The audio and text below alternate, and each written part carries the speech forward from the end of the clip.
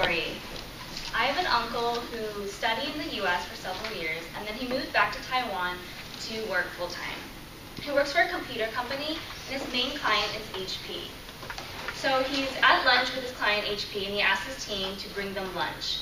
And as someone who comes from an American background, he was completely shocked when his team members come in carrying American fast food KFC to serve to his clients. So, Noel, if you were with your client and you're taking them out to lunch and you're treating them to lunch, would you go to an American fast food KFC restaurant?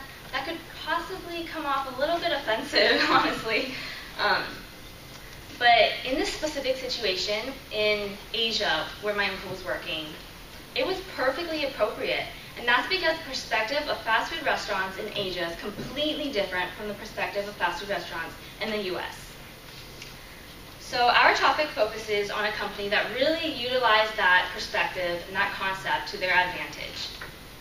So welcome to our presentation. Thank you all for coming. My name is Elaine, and these are my team members, Eliza, Samantha, Tanner, and Faith.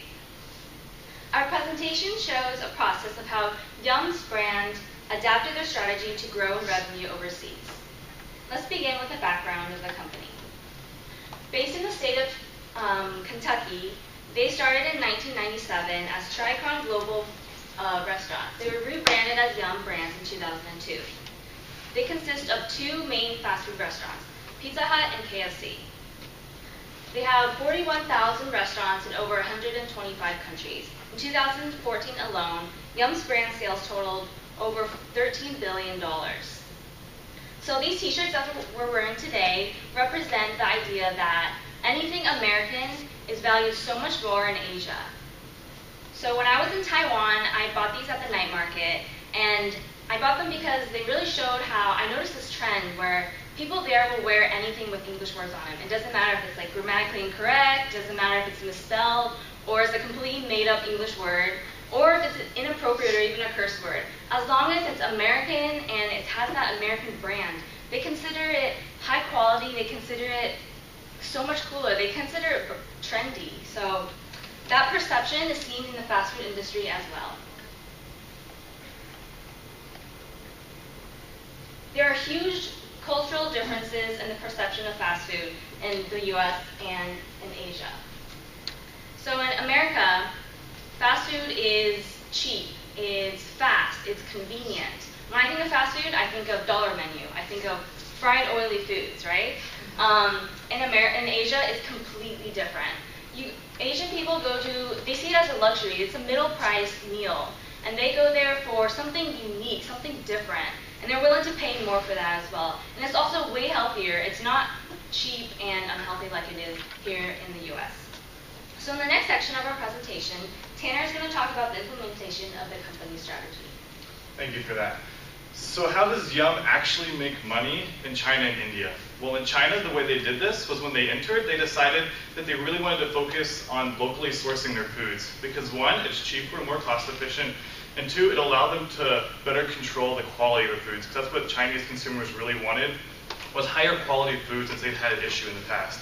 So Yum did this by creating their whole supply chain from the ground up in China. They did this so well that they actually became the second largest distribution system in China, only behind the Chinese army itself. They also suited their menu to the taste and culture of the Chinese people. In China, they tend to be more family-oriented, so their menus are larger, so that when people come in, they can choose different things, and then when they sit down together, all share the large range of foods that they got. Whereas in India, they focused on value. They had a large value, so the way they were able to continue with their profits having a large value was that they were very efficient in their markets. They did what was called synergies. So KFC and Pizza Hut, whenever they had a similar supplier, they would use the same one. They would also often use the same manufacturing plants and distribution centers as well in order to save costs. So now, this is Pizza Hut in India. You can see some of the foods that they have there. A few are different, such as the bariza, paneer, and veggie. That's a rice bowl with a crust on top. Most of their foods are vegetarian and chicken related because there's a large Hindu population which cannot eat beef. And then we'll go to KFC. which is similar as well, that they have vegetarian options and mainly chicken. There's also a lot of spice in their menus. In China, this is where the menus actually begin to be a little more different than the US. In China, in KFC, they had a lot of seafood options. They also have red bean pastries as well as egg tarts as side items. But they do have a few commonalities with the US, such as their few fried chicken options and then sides of corn and mashed potatoes. Pizza Hut is the biggest difference. Their menu is 30 pages long because 40% of it consists solely of Chinese foods. So you can go in there for breakfast, you can get eggs and oatmeal, and then you can come into lunch, you can get a pizza with crab on top, and then you come in for dinner and get an appetizer, a fried squid, maybe an entree of escargot, and then you can get a dessert of green tea ice cream. So just a large range of foods that they have there to cater to a population. So now I will pass it on to Eliza to talk about how our company has actually grown. Because of the adaptability of these companies in Yum, KFC and Pizza Hut was able to grow tremendously in a really short amount of time. This chart shows KFC's growth in China of 13% over the last 4 or 5 years, and India's growth of 309%. And the next chart shows Pizza Hut's growth, and this is for retail locations. China's growth of 245% and India's growth of 220% for Pizza Hut. And with all the new locations sprouting, it makes sense that the revenues would increase over there as well. This chart shows Yum's revenue as a whole shifting from primarily in the US to evenly distributed to primarily overseas. Now I'm going to pass it to Samantha for stock prices. Much like the number of locations and the revenue, Yum has also increased their cash dividend per common share. For 10 consecutive years, Yum has increased their shares at a double-digit rate. So there are only one of 12 S&P 500 companies to do this. Continuing with the trend in growth, they have also increased their share prices. So as you can see here in 2014-2015, over 3 quarters, they have increased their share price by $20.